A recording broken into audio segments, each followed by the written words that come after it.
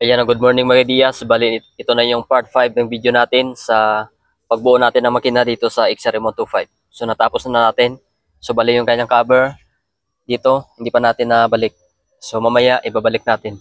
Sa mga hindi pa nakapanood ng ating video, mula part 1 hanggang part 4. So tingnan nyo lang dyan sa ating video list.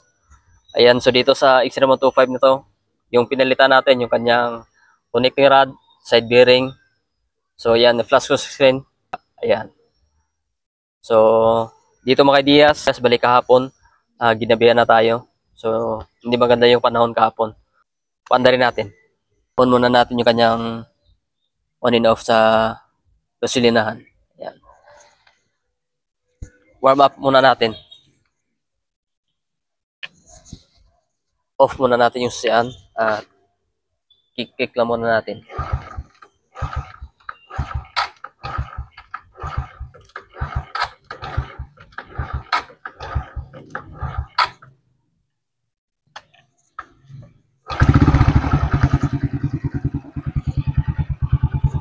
So bali dito kapag bago pa yung block, mas maganda kung i-honing nyo siya at patasin nyo lang muna ang minor.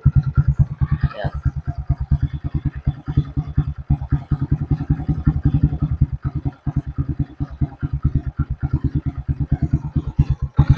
Takpan natin yung tubotso.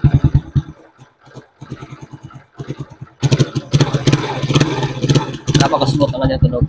Ayan.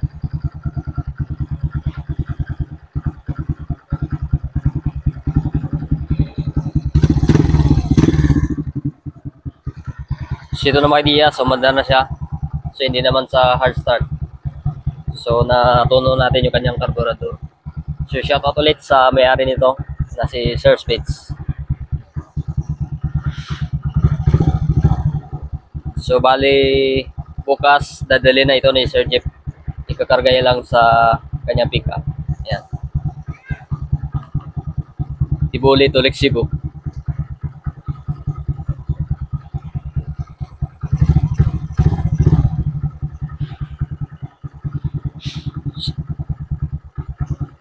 So pagkatapos nito mga Diaz, meron naman tayong XRM 125. So i-check naman natin yon kasi umuusok at check din natin yung kanyang kondekteran.